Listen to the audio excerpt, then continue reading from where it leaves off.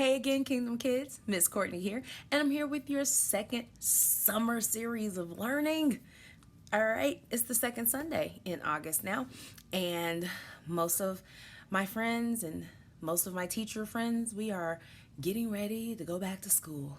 So prayers up for everybody. All right. All right. So let's get into this lesson. This lesson this week is about the Tower of Babel. You may have seen the commercials for Babbel, the language learning device. Well, there's a good reason for that. And it's interesting how they named it Babel. Granted, they added an extra B, so as not to be confused with Babel in the Bible, but so forth.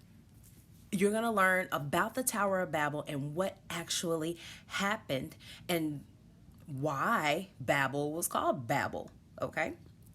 So here's some thoughts before the video. Have you ever tried to do something on your own so that people would think you were cool, smart, important, and you tried to do it on your own and it kind of went, meh? Number 2, in the video, it tells us that God started the world over because, people messed it up. And he started it over using a man named blank and his large ship called an blank. All right, so there's 2 words there, and you probably already know them. And if you do, you're such an excellent kingdom scholar. All right, and just remember, I had one more. I'm sorry. God confused the people at a place called blank. I just told you that.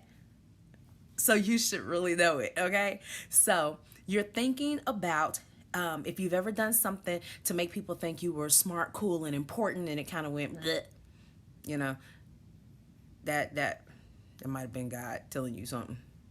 And God started the world over using a man named blank and his large ship called a blank. And then God confused the people at a place called blank. All right. So just remember, God doesn't like it when we try to take his glory. Okay. Because really we can't do anything without him. So anytime that we are trying to be boastful or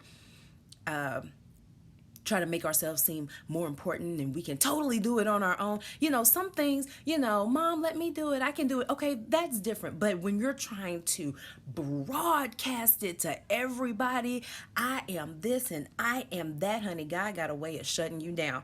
All right. So just remember that. So as you watch this video, remember those points. And I hope you totally learned something from the story of the Tower of Babel. And I will see you next week. Bye. God's story, Tower of Babel. So, part of God's story is about how people tried to build a really big tower, and it goes like this. Remember when God created the world and it was perfect? Well, God created people to enjoy this perfect world with him. There was no sadness, sickness, or death. Everything was good, and because people trusted God, they would get to live in this perfect world with him forever. Unfortunately, people stopped trusting God. They disobeyed him. And that's when all the wrong things in the world began. People made wrong choices, and their kids made wrong choices, and then their kids made wrong choices. So God decided to start the world over again through one guy, and it filled up with all kinds of people who had one thing in common. They spoke the same language. Today, people all over the world speak different languages. Maybe you speak English, or Spanish, or Mandarin, or Hindi. Well, back then, there was only one language, so everyone understood each other perfectly.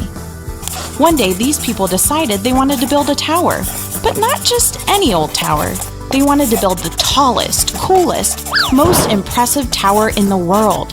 A tower that would reach the sky so that everyone could see it.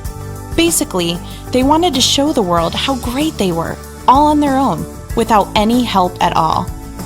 They tried to get to God, but one day, God would come to us instead. Kids, have you ever tried to do something on your own? Something to make everyone else think you're really cool or smart or important? Sometimes we want others to know we can do things by ourselves, and we don't want to give God any credit. Well, that's what these people wanted, so they started building. They stacked brick on top of brick on top of brick until the tower was taller than all the other buildings around it. Even though God loves it when we use our creativity to make things, He doesn't like it when we try to take the credit or glory that belongs to God. Because God is the one who created us in the first place. He gave us our brains so that we could think and dream, and He gave us our hands so that we could build and make all sorts of things. So really, we can't do anything on our own. So when the people built the tower to show how great they were without God, He decided to stop them by confusing them and making them all speak different languages. Now they couldn't understand each other at all. When one guy talked, the other had no idea what he was saying. It made it really hard to work together or even live in the same place. So they all scattered and moved to different parts of the world. They called the place where God confused them Babel. The great news is that people didn't have to build a tower to be with God, because one day He would come to earth Himself to be with us and rescue us because He loves us. And that's the story of the Tower of Babel. So in case you missed it, here's the quick version. God created a perfect world. People messed it up. God started the world over. The world filled up with people again. People wanted to build a tower to show how great and famous they were without God's help. God didn't like that. God confused them and caused them to speak different languages. They couldn't keep building their tower. They scattered across the world. God still loved them and had a plan to rescue them and us. And that's a part of God's story.